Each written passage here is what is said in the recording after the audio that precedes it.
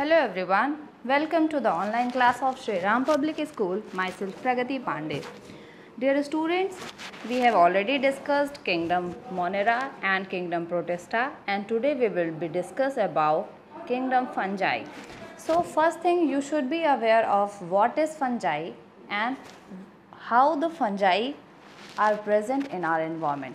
Basically the things which degrade, जो भी चीज़ें सड़ती हैं वो किसकी वजह से होता है? फंगस और माइक्रो ऑर्गेनिज्म के वजह से ही। तो फंगस क्या करता है? डिकम्पोज़र का काम करता है किसी भी चीज़ के लिए, डिकम्पोज कर देता है किसी भी प्रोडक्ट को। तो हम आज फंजाई और उसके ऑर्गेनिज्म के बारे में स्टडी करेंगे। Let us start with the content reading and the explanation of the chapter. Kingdom fungi. Kingdom fungi includes the organisms that are considered neither plant nor animal are called fungi. ऐसे organism जो ना ही plant की category में आते हैं और ना ही animal की कैटेगरी में आते हैं उनको फंगस कहा जाता है या फंजाई कहा जाता है। सिंगुलर फॉर्म में फंगस होता है, प्लूरल फॉर्म में फंजाई होता है। मतलब कि ये ना ही एनिमल की कैटेगरी में होते हैं ना ही प्लांट्स की कैटेगरी में होते हैं। Fungi appears like plant, hence are known as plant-like multicellular organism. हमने क्या पढ़ा था? जो किंगडम मोनेरा था उसमें जो ऑर्गेनिज्म थे उनका सिंगल सेल होता था लेकिन न्यूक्लियस वेल डेवलप्ड नहीं होता था। यूनिसेलुलर थे लेकिन न्यूक्लियस वेल डेवलप्ड नहीं था। Second we have discussed about protista. Protista में क्या था? जो ऐसे ऑर्गेनिज्म जिनका न्यूक्लियस वेल डेवलप्ड हो और यूनिसेलुलर हो। लेकिन फंजाई से हम मल्टी सेलुलर ऑर्गेनिज्म पर आ गए, मतलब कि जिनके अंदर न्यूमरस सेल्स प्रेजेंट होते हैं। जो फंगस होते हैं वो प्लांट के जैसे दिखते हैं, इसलिए उनको plant like multi cellular organism कहा जाता है। They have heterotrophic mode of nutrition, that is they feed on other organism. जो फंजाई होते हैं ये अपने भोजन के लिए दूसरों पर निर्भर होते हैं, इसको हेट्रोट्रॉफिक कहा जाता है। Okay, they are non green and hence are called non photosynthetic organism. ये जो फंगस होते हैं ये ग्रीन नहीं होते हैं। ग्रीन नहीं होते हैं इसकी वजह से इनके अंदर क्लोरोफिल नहीं प्रेजेंट होता है, और क्लोरोफिल नहीं प्रेजेंट होगा इसका मतलब ये अपना खाना खुद नहीं बना सकते, इसलिए इनको नॉन फोटोसिंथेटिक ऑर्गेनिज्म कहा जाता है। फोटोसिंथेटिक मतलब ऐसे ऑर्गेनिज्म जो अपना भोजन ग्रीन पिगमेंट्स क्लोरोफिल के प्रेजेंस में अपना भोजन खुद स्वयं बनाते हों, वो फोटोसिंथेटिक होते हैं। तो यहाँ पे फंजाई क्या है? नॉन फोटोसिंथेटिक है। The kingdom includes east, mould, smut and rust. ये जो किंगडम है इसमें ईस्ट हैं, मोल्ड्स हैं, स्मट और रस्ट, ये टाइप्स ऑफ फंगस हैं। In this chapter we will explore the structure and other characteristics of moulds. जो हमारा फंजाई है इसमें ईस्ट आती है कैटेगरी। ईस्ट क्या होती है? ये जब जो बेकिंग होता है, जैसे केक बनना, तो केक किससे बनता है? मैदा से ही बनता है। लेकिन मैदा क्या है? एक फाइन पार्टिकल जैसा होता है, उसको गूंथने के बाद उसमें ईस्ट मिला दिया जाता है जिससे वो फूल जाता है। मोल्ड्स होते हैं, स्मट, रस्ट। रस्ट क्या होता है? कुछ पेड़ पौधे आप देखेंगे उनके ऊपर कुछ पाउडरी लाइक सब्सटेंस ग्रो कर जाते हैं जो फंगस होते हैं। स्मट होता है, स्मट कभी ये बारले हुआ या गन्ना हुआ, इन सब की पत्तियों में स्मट डिजीज़ होती है, वो भी फंगस की वजह से होती है। और मोल्ड्स, मोल्ड्स जो हैं इनके बारे में आज हम डिस्कस करेंगे इस चैप्टर में। Moulds, you must have seen a green colored powdery substance growing on bread or other food item. जो ब्रेड आप देखते हैं उसके ऊपर कुछ ग्रीन कलर का सब्सटेंस, कभी कभी ब्रेड को आप कुछ दिन तक 10-15 दिन रख दीजिए तो सफ़ेद ब्रेड पे आपको ग्रीन ग्रीन कुछ ग्रोथ दिखाई देगा। वो क्या होता है? फंगस होता है जिसका नाम है moulds. This powdery substance is called Rhizopus, that is commonly called bread mould. ये जो पाउडरी सब्सटेंस ग्रीन कलर का ब्रेड पे आपको दिखता है ये राइजोपस होता है और इसको कॉमनली ब्रेड मोल्ड कहते हैं। They grow on decaying food, ये क्या होता है? सड़ते हुए भोजन पर ये ग्रो करते हैं। लेदर आइटम, चमड़े की चीज़ों पर होते हैं, और even soil under moist condition, और कभी कभी ये मिट्टी के अंदर नमी में भी पैदा होते हैं। स्ट्रक्चर, इसका स्ट्रक्चर कैसा होता है? राइजोपस और moulds are cotton like powdery growth that consist of thread like multicellular structure called hyphae. क्या होता है, कभी आप ब्रेड पर या एक बार ये आप एक्सपेरिमेंट कर लीजिएगा कि आपके घर में ब्रेड होगा या आप लाइएगा ब्रेड और 2-3 ब्रेड को उसी पैकेट में ही छोड़ करके उसको 10 दिन के लिए छोड़ दीजिएगा। उसके बाद आप उस पर देखेंगे कि कुछ ग्रीन कलर का उस पर ग्रोथ हो गया है, और जब उसको आप लेंस, जो आपके घर में लेंस होता है, लेंस से आप उसको देखिएगा बहुत ध्यान से, जब उसमें थोड़ा बड़ा दिखेगा तो आप देखेंगे कि एक थ्रेड लाइक स्ट्रक्चर होता है। जैसे कि आपका ये ब्रेड है, ब्रेड पे जब आप देखेंगे तो यहाँ ऐसे ग्रीन कलर का आपको दिखेगा, जब आप इसको ध्यान से देखेंगे तो ऐसे थ्रेड लाइक स्ट्रक्चर ऐसा ऐसा दिखेगा आपको, इस तरह से ग्रो किया हुआ। वो जो थ्रेड लाइक स्ट्रक्चर होता है, सिंगल थ्रेड को हम बोलते हैं हाइफा, हाइफा, और जब ढेर सारे होते हैं तो उनको हाइफे कहा जाता है। ठीक है, तो ये जो होता है उसमें थ्रेड लाइक स्ट्रक्चर होते हैं जिनको हाइफे कहा जाता है। The cotton mass is known as mycelium. और जो ये ब्रेड पर ढेर सारा, ये जो आप देख रहे हैं यहाँ पे ग्रीन कलर का ढेर सारा बन गया, इस पूरे को क्या कहा जाता है? माइसीलियम। और जब आप इसको जूम करके देखेंगे तो ये थ्रेड जैसा ऐसा दिखता है, जिसको आप बोलेंगे हाइफा, हाइफे, ढेर सारे को मिला करके हाइफे और सिंगल को hypha. Okay, the cotton mass is known as mycelium. जो कॉटन मास आपको दिखता है, जो ग्रो किया हुआ पूरा, जैसे इस डायग्राम में आप देख रहे हैं, ये पूरा क्या है? This is mycelium. जब इसको आप यहाँ पर ऐसे देखेंगे, थ्रेड लाइक स्ट्रक्चर आपको दिखेगा, वो हाइफे होता है। Okay, that can be seen growing on a substance by our naked eye. मतलब हम अपनी आंखों से इन चीज़ों को देख सकते हैं। It grows in 2 different direction. ये 2 डिफरेंट डायरेक्शन में ग्रो करता है। जैसे कि मैंने बताया कि ये आपका ब्रेड है, ब्रेड में आप देखते हैं कि यहाँ पे मान लो यहाँ पे ग्रीन कलर का सड़न शुरू हुआ है, तो ये जो ग्रोथ होता है ये भी एक, मान लो इस तरह से ग्रोथ हो रहा है, किसी का ग्रोथ इस तरह से हो रहा है, तो 2 डायरेक्शन में इनका ग्रोथ भी होता है। The microscopic structure of mycelium show that it grows downward in the food item and has root-like structure called rhizoid।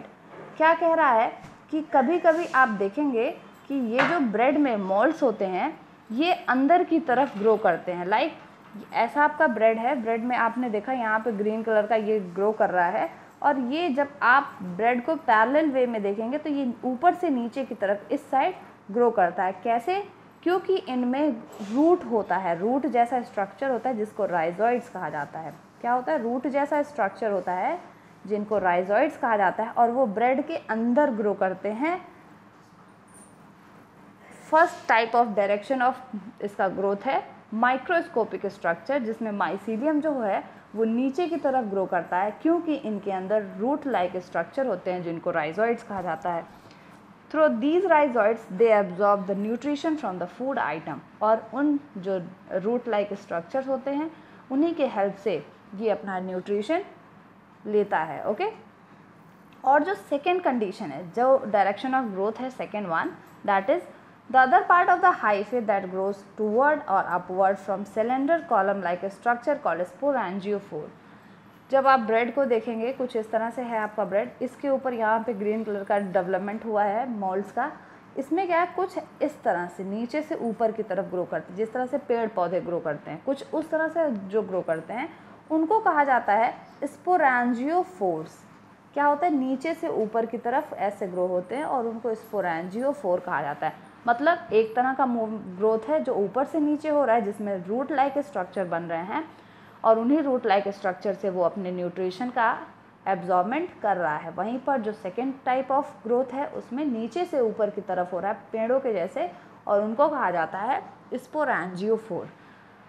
These sporangiophores consist of spores. ये जो स्पोरेंजियोफोर होता है इसमें स्पोर्स होते हैं। मतलब कि ब्रेड है, ब्रेड के ऊपर इस तरह से ऐसे ग्रो किया ये, तो जब आप सिंगल इसको खोल के देखेंगे तो आपको कुछ इस तरह का स्ट्रक्चर दिखेगा, नीचे से ऐसे ग्रो किया हुआ और ऊपर इस तरह से गोल सा। ये गोल सा जो होता है ये स्पोरेंजियोफोर है। इस स्पोरेंजियोफोर को जब आप जूम करके बड़े में देखेंगे तो कुछ इस तरह से इसमें छोटे छोटे पॉइंट लाइक स्ट्रक्चर्स होते हैं जिनको स्पोर्स कहा जाता है। और ये स्पोर क्या होता है, जब फेवरेबल कंडीशन आता है तो ये जो वॉल है ये फट जाती है, इस तरह से फट जाती है, इसके अंदर ये स्पोर्स प्रेजेंट होते हैं और ये स्पोर्स क्या करते हैं, एनवायरनमेंट में ऐसे फैल करके उड़ जाते हैं और कोई नया ब्रेड जब पाते हैं तो उसके ऊपर जा कर के चिपक जाते हैं और फिर उसको भी सड़ाना शुरू कर देते हैं। मतलब ये जो स्पोरेंजियोफोर होता है ये क्या है, बेसिकली इसके रिप्रोडक्शन का टाइप है, रिप्रोडक्शन का मेथड है, जिसके वजह से फंगस एक जगह से दूसरे जगह और उनकी क्वांटिटी और नंबर में इंक्रीज हो जाता है। ओके, नाउ न्यूट्रिशन, इनका न्यूट्रिशन कैसे होता है। Rhizopus has saprophytic mode of nutrition. Rhizopus जो है इनमें क्या होता है, सैप्रोफिटिक मोड ऑफ न्यूट्रिशन होता है। मतलब जो चीज़ें डेड डिकेइंग होती हैं, जो चीज़ें सड़ती रह रही हों या मर गई हों या नॉन लिविंग टाइप की हों, उनके ऊपर ये ग्रो करता है। ओके, और अपना न्यूट्रिशन उन्हीं चीज़ों से लेता है। जैसे कि कोई लकड़ी है, लकड़ी जब तक पेड़ था तब तक कोई दिक्कत नहीं है, जब पेड़ टूट के गिर गया, सूख गया, तो उसमें ये सारे फंगस ग्रो कर जाते हैं और लकड़ी को धीरे धीरे सड़ाना शुरू कर देते हैं। मतलब कि अपना न्यूट्रिशन वो उस लकड़ी से ही ले रहे हैं। The hyphae develops tube like structure that contain digestive juice. अभी मैंने बताया ये जो ब्रेड था, ब्रेड के ऊपर इस तरह से डेवलप हुए थे, इनको हाइफे कहा जाता है। ये जो हाइफे है ये कैसा होता है, पाइप जैसा होता है, पाइप जैसा होता है। और इस पाइप के अंदर यहाँ क्या प्रेजेंट होता है, डाइजेस्टिव जूसेस प्रेजेंट होते हैं। यहाँ पर डाइजेस्टिव जूसेस प्रेजेंट होते हैं जो जिस चीज़ पर ये ग्रो किया हुआ है उससे एब्जॉर्ब करते हैं न्यूट्रिएंट्स। ठीक है, मतलब ये जो इसको जिसको ये डाइजेस्ट करती हैं। Okay, the digestive juice convert the dead matter into soluble form. जो डाइजेस्टिव जूस होता है वो डेड मैटर को सॉल्युबल फॉर्म में कन्वर्ट कर देता है। मतलब डाइजेस्टिव जूस जो ऑर्गेनिज्म है, जो डेड डिकेइंग ऑर्गेनिज्म है जिसके ऊपर ये फीड कर रहे हैं, उनके कंपोनेंट्स को सॉल्युबल फॉर्म में कन्वर्ट कर देता है और उस ट्यूब के जरिए फंजाई अपना न्यूट्रिशन लेता है और आगे अपना डेवलपमेंट करता है। Now respiration, moles show aerobic respiration, that is they take in oxygen and give out carbon dioxide by diffusion through the walls of hyphae। जो फंगस है, पहले तो इसका स्ट्रक्चर आप जानिए। सबसे पहले ये ब्रेड था, ब्रेड के ऊपर ऐसे ग्रीन कलर के ऐसे कुछ लाइंस ऐसे हमको दिखाई दी, वो भी ग्रीन कलर की थी। जब हम इनको जूम करके देखें तो वो कुछ इस तरह से पाइप जैसा स्ट्रक्चर मिला जो इस ब्रेड के ऊपर प्रेजेंट था। इसके अंदर जो भी चीज़ें थी ब्रेड के अंदर जो धीरे धीरे सड़ रही थी, उनको इसके अंदर जो प्रेजेंट डाइजेस्टिव जूस था उसने उसको सड़ाना शुरू किया और जो भी न्यूट्रिएंट था उसको वापस लेना शुरू कर दिया। जैसे जैसे ये न्यूट्रिएंट्स को लेना शुरू कर दिया, इसके अंदर डेवलपमेंट जो है और आगे हाइफे का डेवलपमेंट शुरू हो गया। तो ये था क्या, इसका डेवलपमेंट। क्या होता है, ये जो हाइफे है ये ही इसका रेस्पिरेशन का काम भी करता है। जो मोल्ड्स होते हैं, फंगस होते हैं, उनके अंदर एरोबिक रेस्पिरेशन होता है। मतलब ये ऑक्सीजन को लेते हैं और कार्बन डाइऑक्साइड को निकालते हैं, जैसे कि हम और आप। लेकिन हम और आप के अंदर क्या है, हम सांस लेते हैं, फिर हमारे लंग्स तक जाता है, लंग्स में फिर वहाँ से ब्लड में हार्ट में जाता है ऑक्सीजन, फिर हार्ट से ब्लड में बाइंड होता है, फिर पूरे बॉडी में जाता है और वैसे ही कार्बन डाइऑक्साइड हार्ट से फिर लंग्स तक आता है और वापस बाहर कार्बन डाइऑक्साइड निकल जाता है। लेकिन इनकी बॉडी जो है वो एक हाइफे से ही तो बनी हुई है, तो इनका सारा काम ये हाइफे ही करता है।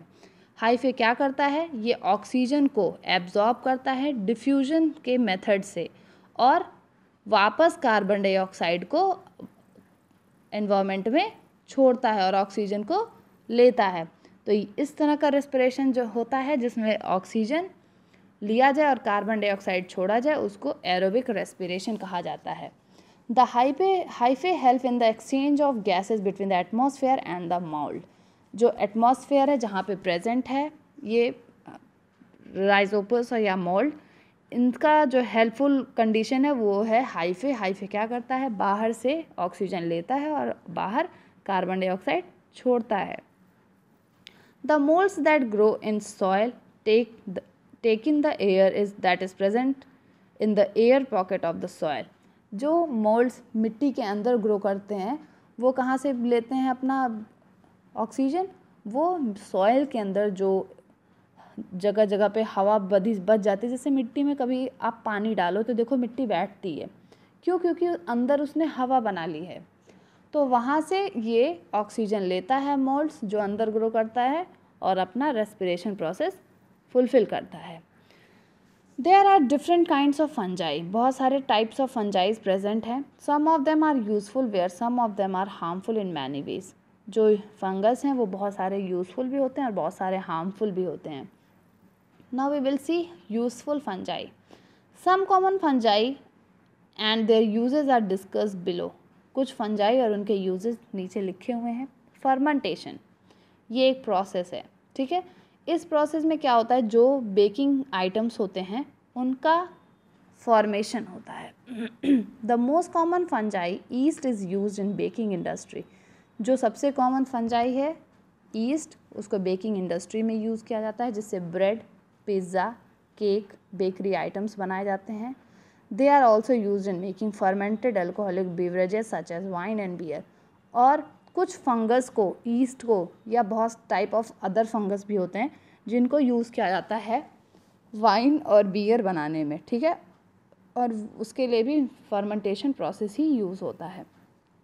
मेडिसिन में penicillium is use to make antibiotics such as penicillin and ampicillin. Medicine में क्या है, पेनिसिलियम नोटेटम एक फंजाई है जो यूज़ की जाती है एंटीबायोटिक दवाओं को बनाने में। जैसे कि पेनिसिलिन या एम्पीसिलिन जो दवा होती है उसमें पेनिसिलियम नोटेटम फंगस का यूज़ होता है। फार्मिंग में भी यूज़ होता है, बिल्कुल। The mycorrhizal association of fungus with the plant root is essential for plant growth and soil fertility. Mycorrhizal association ये क्या होता है, ऐसा अरेंजमेंट या ऐसा एसोसिएशन जिसमें दोनों ऑर्गेनिज्म को फ़ायदा हो। फंगस क्या करता है, प्लांट के जड़ों में जा करके चिपक जाता है और उनके जड़ों से क्या करता है, न्यूट्रिशन लेता है। कौन, हमारा फंगस क्या करता है, पेड़ की जड़ों में चिपक करके उनके साथ ग्रो करके उनसे न्यूट्रिशन लेता है और वहीं पर वो फंगस उस पेड़ पौधों को शेल्टर प्रोवाइड करता है या जो चीज़ें हैं सड़ा करके उनको न्यूट्रिशन प्रोवाइड करवाता है। तो ये होता है माइकोराइजल एसोसिएशन, जिसमें दोनों एक दूसरे के साथ मिल करके रह रहे हों और दोनों एक दूसरे से फ़ायदा ले रहे हों, ठीक है। तो ये क्या करता है, सॉइल की फर्टिलिटी को बढ़ाता है। कौन, फंगस जब प्लांट की रूट के साथ जुड़ा हुआ होता है तो सॉइल की फर्टिलिटी को बढ़ाता है और उसकी ग्रोथ को भी बढ़ाता है। These are also available as supplement in agricultural supply store. क्या होता है, कभी कभी जो खाद बीज की दुकानें होती हैं वहाँ पर आप देखेंगे रेडीमेड फंगस मिलते हैं जिनको आप अपने खेतों में डाल सकते हैं, ठीक है। फूड में क्या क्या है, different varieties of edible mushroom are eaten as delicacy all over the globe. जो हम मशरूम खाते हैं, जो मशरूम आपको मिलता है मार्केट में, वाइट कलर का होता है, पैकेट में पैक्ड होता है, वो क्या होता है, that is also a type of fungi and it is also the useful fungi.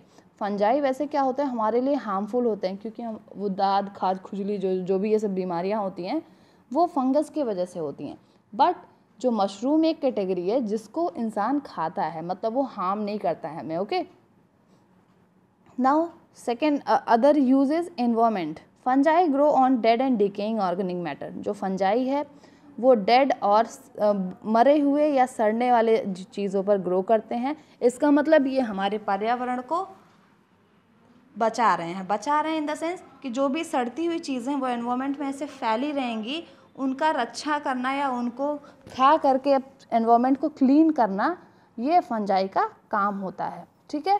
Now harmful fungi, harmful कैसे हैं। Some harmful effect of fungal growth are discussed below. Moulds grow on damp clothes. जो कपड़े, गीले कपड़े होते हैं उनके ऊपर मोल्ड्स ग्रो कर जाते हैं तो कपड़ा ख़राब हो जाता है। लेदर आइटम्स हैं उनके ऊपर भी फंजाई ग्रो कर जाते हैं तो वो भी ख़राब हो जाता है। मतलब बेसिकली कपड़े या मतलब नमी वाली जो भी चीज़ें होती हैं अगर उस पर फंजाई ग्रो कर गया तो वो हमारे लिए हार्मफुल है क्योंकि वो उस चीज़ को सड़ा दे रहा है। Moulds that grow on food items release toxic juice that make the food unhealthy to be consumed. Moulds क्या करते हैं, फूड आइटम्स पे ग्रो कर जाते हैं, जिसकी वजह से वो खट्टापन कर देते हैं उस प्रोडक्ट में, और वो हमारे लिए खाने के लिए अच्छा नहीं होता है। कभी कभी अचार को सड़ा देते हैं। खाना भी आप सुबह से शाम तक रख दीजिए गर्मियों में, तो उसमें भी ऑर्गेनिज्म फंगस ग्रो कर जाते हैं जो उसको खट्टा कर देते हैं खाने को, ठीक है।